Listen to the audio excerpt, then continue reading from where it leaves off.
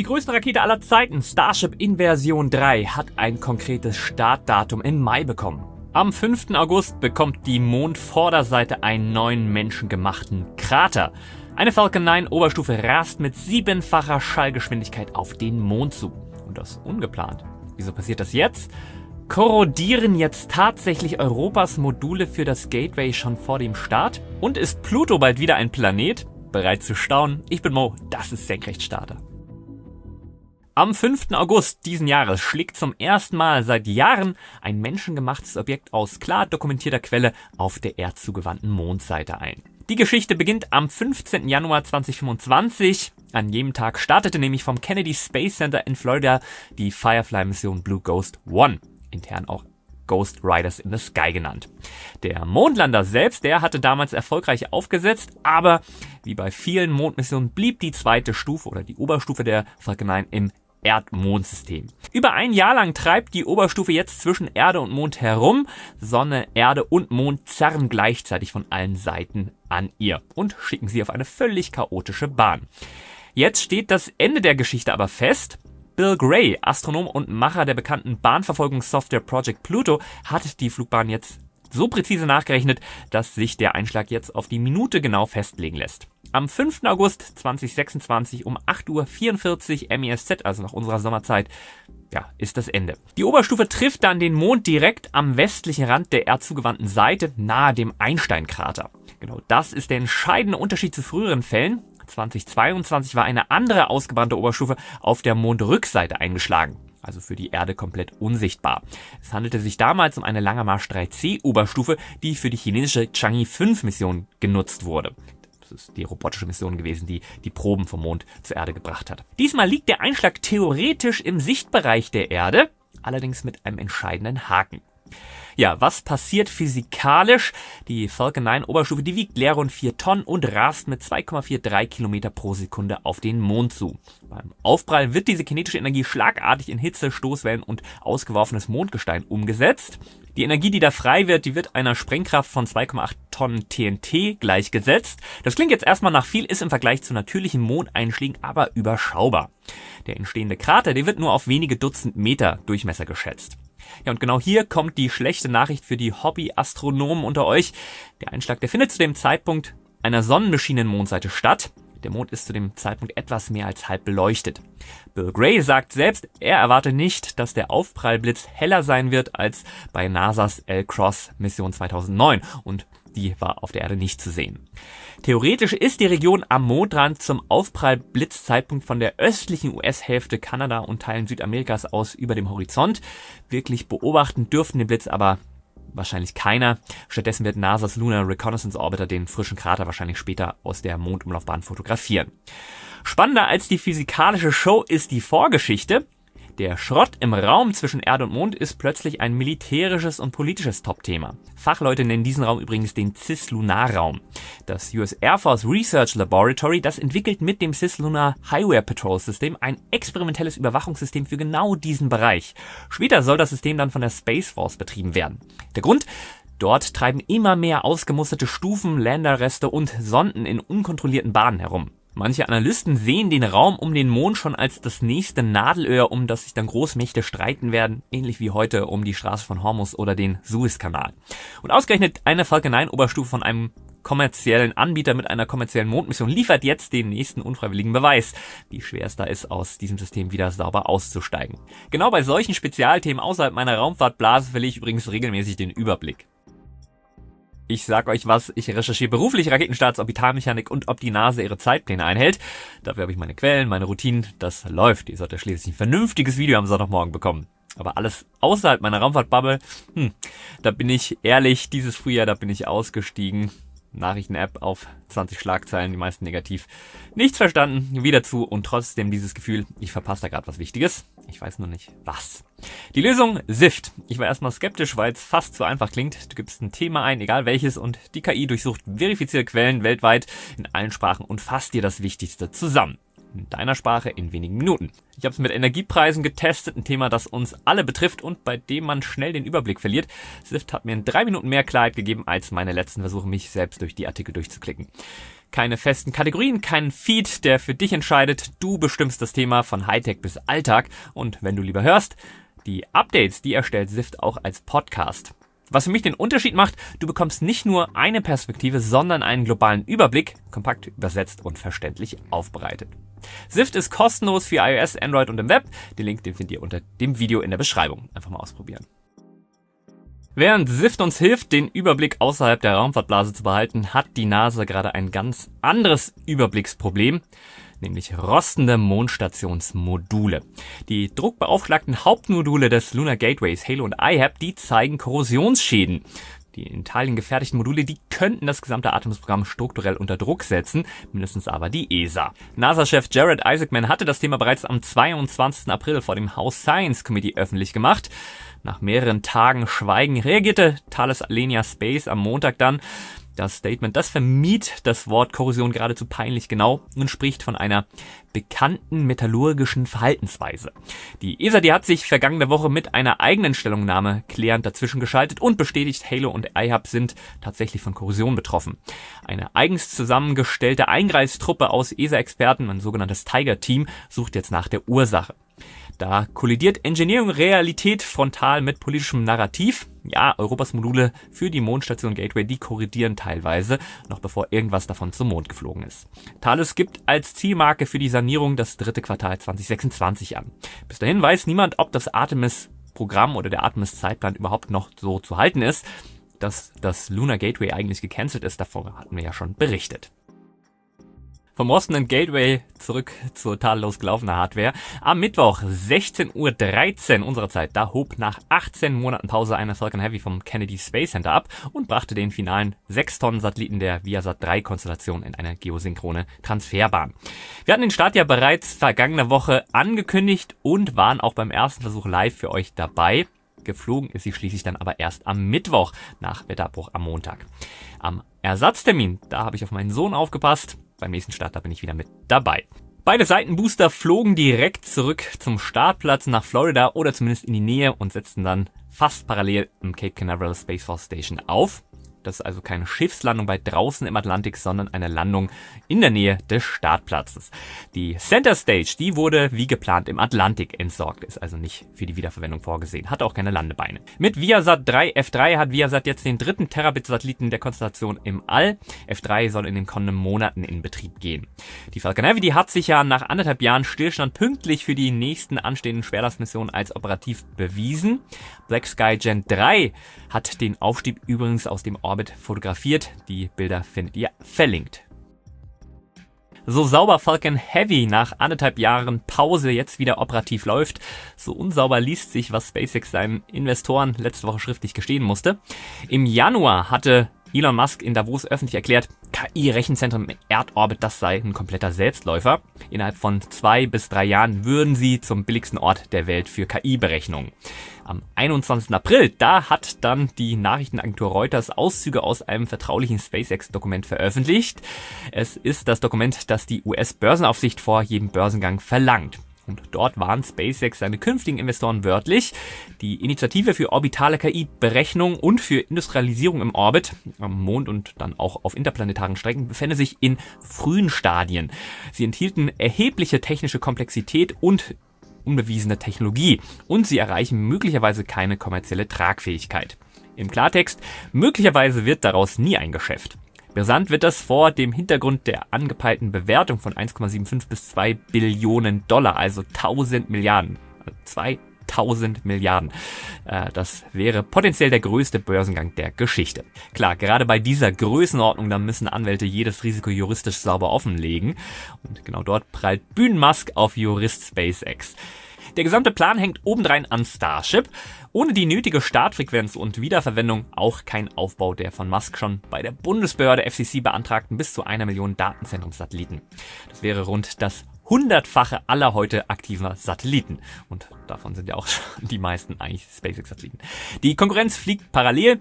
Das US-Startup StarCloud hat seit November 2025 einen ersten Nvidia H100-Knoten im Orbit. Google testet sein Projekt Suncatcher mit 2 Prototypen dann Anfang 2027. Aber selbst in Googles eigener Studie steht, Orbitalrechenleistung rechnet sich wirtschaftlich erst ab Startkosten von rund $200 pro Kilogramm. Das ist rund ein Zehntel der heutigen Falcon 9 Preise.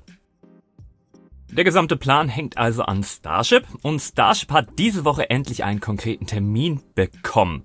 Flug 12 startet frühestens am Dienstag, den 12. Mai um 22:30 Uhr UTC. Das ist Mittwoch früh um 0:30 Uhr nach unserer mitteleuropäischen Sommerzeit. Das Startfenster, das läuft etwas mehr als 2 Stunden. Aufgetaucht ist der Termin zuerst im Cadena-System der mexikanischen Luftraumkontrolle, gefunden vom Tracking-Spezialisten Ryan Caton. Gestartet wird mit der Hardware, die wir in den letzten Wochen schon ausführlich begleitet haben. Booster 19 als erste Erststufe der dritten Starship-Generation, Ship 39 als zugehörige Oberstufe. Beide Stufen haben Static Fire und Generalprobe mit vollbetankter Rakete inzwischen hinter sich. Es ist der erste Startversuch der V3 und gleichzeitig der Erstflug von Pad 2 in der Starbase, also gleich 2 Premieren auf einmal. Spannender als der Termin ist die geänderte Flugbahn. Bisher liefen alle Starship-Aufstiege durch den schmalen Korridor zwischen Florida und Kuba. Flug 12 zielt jetzt deutlich weiter südlich. Die Bahn, die fädelt sich nämlich zwischen der mexikanischen Yucatan-Halbinsel, Kuba, den Cayman Islands, Jamaika, Haiti und der Dominikanischen Republik hindurch. 6 Länder in einem Aufstieg, jedes mit eigenen Luftraumfreigaben. Ja, wird spannend. Die Wasserung der Oberstufe, die bleibt im Indischen Ozean. Der Überflugkorridor für die Oberstufe, der läuft vorher durch den Luftraum von Madagaskar, Mauritius und Australien. Warum wurde die Bahn jetzt geändert? Meine Vermutung wäre jetzt die zukünftige Nutzlast. Ein südlicherer Orbit, eine geneigtere Bahn, die öffnet Zugang zu Orbits, in denen die kommenden Starlink V3-Satelliten betrieben werden könnten. Auf dem Pad soll es bald heiß werden für Starship in der nächsten Generation, der nächste große Schritt. Juristisch klingt das im selben Haus parallel deutlich nüchterner. Zwar hat der Hauptzweck eines Orbitalstarts, nämlich die Nutzlast in die richtige Umlaufbahn zu bringen, nicht geklappt. Blue Origin CEO Dave Limp hat aber diese Woche ein beeindruckendes Video vom Wiedereintritt der neuen New Glenn Nutzlastverkleidung geteilt. Um die riesigen 7 Meter breiten Bauteile künftig wiederverwenden zu können, wurde erstmals ein spezielles Lageregelungssystem RCS getestet, das die Fluglage bereits im All stabilisiert. Noch in diesem Jahr soll die erste sanfte Landung an Fallschirmen folgen. Damit bläst Blue Origin zur Aufholjagd auf SpaceX. Während Elon Musks Unternehmen ja die $6 Millionen teuren Fairings der Falcon 9 bereits seit Jahren routinemäßig aus dem Meer fischt und wieder einsetzt, muss Blue Origin diese Technik für seine deutlich massivere Rakete nun schnellstmöglich meistern. Blue Origin plant bis 2028 mit 60 Orbitalstarts der New Glenn. Also da macht das schon viel aus, wenn man die Nutzlastverkleidung nicht immer neu bauen muss. Während SpaceX seine Megakonstellationspläne juristisch relativieren muss, baut auch die Konkurrenz parallel im Wochentakt ihre eigene Konstellation auf. Eine ULA Atlas V brachte am Dienstag von Cape Canaveral 29 Amazon Kuiper-Satelliten in den Orbit. Die Nutzlast wog rund 18 Tonnen. Damit zog die Atlas V mit ihrem eigenen Rekord aus Anfang April gleich. Das war die schwerste Nutzlast, die je eine Atlas-Rakete ins All gebracht hat. 3 Tage später, am Donnerstag, hob mit VA268 mit weiteren 32 Kuiper-Satelliten von Kourou ab. Das war die zweite Ariane 6 in 4 Booster-Konfigurationen nach VA267 im Februar. Alle 32 Satelliten, die waren nach exakt 1 Stunde 54 Minuten ausgesetzt. Ja, das heißt, Amazon hat innerhalb von 72 Stunden 61 LEO-Satelliten parallel auf einem US-Träger und einem europäischen Träger eingespeist, ohne dabei eine einzige Falcon 9 zu buchen. Haben die ja auch schon gemacht. Damit zementiert Kuiper seinen Anspruch als zweite große Megakonstellation neben Starlink. Offiziell läuft das Projekt ja jetzt unter dem Namen Amazon Leo, aber ich sag mitunter noch der Kuiper. Seht's mir nach. Ja, und Bezos, der zeigt ganz nebenbei, dass er für seinen Weg ins All nicht mehr auf Musks Rampen angewiesen ist. Ebenfalls in Kourou, aber 2 Pads weiter, schreibt der französische Raketenentwickler Maya Space gerade ein Stück europäische Raumfahrtgeschichte um. Das Unternehmen baut nämlich die alte Soyuz-Startrampe am Guyana Space Center systematisch um. Das Ziel, von dort dann den Erstflug seiner eigenen wiederverwendbaren Trägerrakete absolvieren. Damit zieht Europa physisch den Schlussstrich unter die Soyuz-Ära in Französisch-Guyana. Die Anlage, die stand seit dem russischen Angriff auf die Ukraine 2022 ungenutzt. Vergangene Woche wurde der 52 Meter Service Tower nach einer kontrollierten Sprengung abgerissen. Maya Space kann nun mit dem Umbau beginnen. Das Spannende ist nicht nur die symbolische Geste, sondern auch die technische Umrüstung. Wo früher Kerosin verbrannt wurde, fließt künftig flüssiges Biomethan. Methalox ist auch die Kombination, mit der das Starship arbeitet und die Vulcan-Rakete und auch die New Glenn von Blue Origin. Offiziell zielt Maya Space auf einen Erstflug spätestens im April 2027, also 5 Jahre nach Firmengründung. Schon Ende 2026 soll die erste Rakete dann für kombinierte Tests vertikal auf der umgebauten Anlage stehen. Halte ich für sehr ambitioniert, wenn sie da jetzt erst mit dem Umbau beginnen. Der Facebook-Konzern Meta hat eine Vereinbarung über bis zu 1 Gigawatt elektrischer Leistung unterzeichnet. Und jetzt kommt's. Geliefert werden soll der Strom vom geplanten Solar Power Beaming Satellitensystem des Startups Overview Energy. Stell dir riesige Sonnenfänger im All vor, die ihre Energie per Laser zur Erde schicken. Genau das ist der Plan. Rund 1000 Satelliten parken in 36.000 Kilometern Höhe und sammeln dort rund um die Uhr Sonnenlicht. Ohne Nacht, ohne Wolken. Diese Energie, die schießen sie dann als unsichtbaren Infrarotstrahl nach unten. Empfangen wird dieser Strahl dann von ganz normalen Solarparks, die ohnehin schon stehen und nachts keinen Strom generieren können. Genau dieses Andocken an vorhandene Infrastruktur soll teure, dedizierte Empfangsstationen überflüssig machen. Theoretisch ein deutlicher höherer Wirkungsgrad als bei terrestrischer Solarenergie. In der Praxis ist das Ganze aber bislang reine Konzeptphase. Eine erste Orbital-Demo ist dann für 2028 geplant, kommerzielle Stromlieferung ab 2030. Der Meta-Konzern hat im Januar bereits einen Vertrag über bis zu 6,6 Gigawatt Atomstrom bis 2035 mit Vistra, TerraPower und Okla abgeschlossen. Jetzt kommt orbitale Solarenergie als zweite Säule dazu. Damit setzt erstmals ein Hyperscaler ernsthaft auf Strom aus dem All als Stromquelle für KI-Rechenzentren. Was hier konkret im Orbit steht, ist allerdings noch nichts. Das ganze Projekt ist Vertragspapier ohne fliegende Hardware bisher. Apropos Erstflug von Hardware. Ein deutsches Startup schiebt sich gerade in die heiße Phase. Rocket Factory Augsburg. Die RFA hat eine Marinelizenz mit einem Startfenster ab dem 1. Juli beantragt. Das Unternehmen betont aber auf LinkedIn, das ist noch kein konkretes Startdatum. Andrew Parsonson, einer der bestinformierten europäischen Raumfahrtkorrespondenten, hat das auf X dokumentiert. Damit hätte das Dach-Startup nach dem Verlust der ersten Stufe bei einem Static Fire in Sexford 2024 erstmals wieder einen ernsthaften Anlauf in greifbarer Nähe. Realistisch ist das ambitioniert. Im Trägersegment, da werden Erstflugtermine ja traditionell mehrfach geschoben, bevor es dann wirklich zur Zündung kommt. Aber wenn RFA es tatsächlich Anfang Juli versucht, wäre es natürlich nach ESA Aerospace die zweite deutsche Orbitalrakete dieser Generation, die dann einen Erstflug versucht. Wir behalten das Fenster im Auge. Ein deutscher Erstflug ist immer eine Live-Berichterstattung wert. Von geplanten deutschen Erstflügen zu dem, was da draußen schon geflogen ist. Neben Falcon Heavy, Atlas V und Ariane 6, die wir ja gerade ausführlich behandelt haben, gab es vergangene Woche noch einen Routinestart. In der Nacht von Mittwoch auf Donnerstag brachte eine SpaceX Falcon 9 von Vandenberg 24 Starlink-Satelliten in den Orbit. Außerdem fand am Donnerstag der Erstflug der neuen russischen Soyuz 5 vom Kosmodrom Baikonur statt. Dazu gleich mehr in den Kurznews. Bevor wir gleich in unser neues Segment einsteigen, die Raumfahrt-Kurznews, eine kurze Sache in eigener Sache. Wenn dir Senkrechtstarter jeden Sonntag den Wochenüberblick zur Raumfahrt liefert und du das hier noch nicht abonniert hast, dann ist jetzt genau der richtige Moment dafür. Drück einfach den roten Abo-Button da drüben. Das kostet dich keinen Cent, hilft uns aber enorm dabei, deutschsprachige Raumfahrtbegeisterung in dem Tempo weiterzumachen. Und aktivier bitte gleich die Glocke daneben, sonst lässt YouTube dich vielleicht dann bei der nächsten News auflaufen. Wenn du noch einen Schritt weitergehen willst, werd Schutzengel. Die YouTube-Kanalmitgliedschaft, die ist unser direktester Unterstützungsweg und bringt dir auch 2 handfeste Vorteile. Du bekommst jedes Video einen Tag früher, also am Samstag statt am Sonntag, und du siehst alle Videos komplett werbefrei, ohne eine einzige Unterbrechung. Den Link zur Schutzengel-Mitgliedschaft findest du unten in der Beschreibung. Jeder Beitrag, der hilft uns direkt, mehr Recherche, mehr Livestreams und mehr Tiefe zu liefern.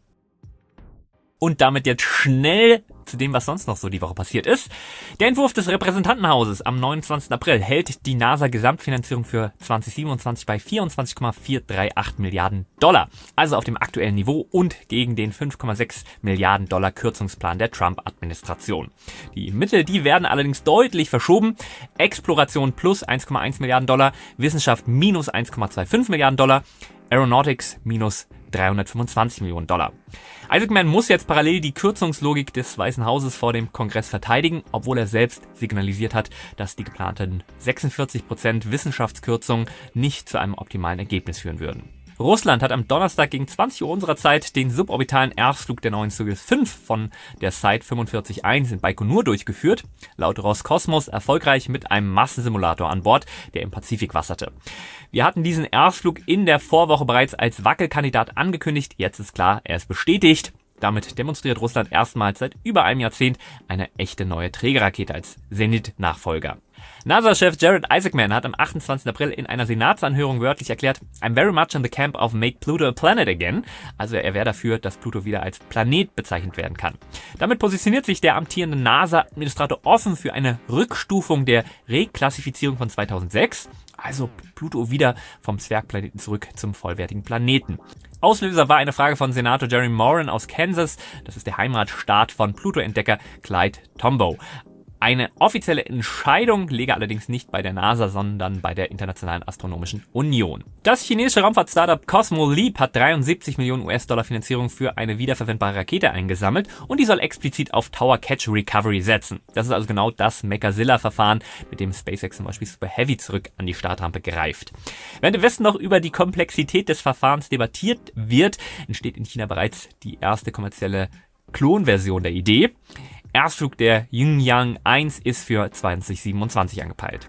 Die amerikanische Flugaufsichtsbehörde FAA hat Blue Origin's New Glenn formell am Boden festgesetzt. Auslöser war das Oberstufenversagen der NG-3 am 19. April.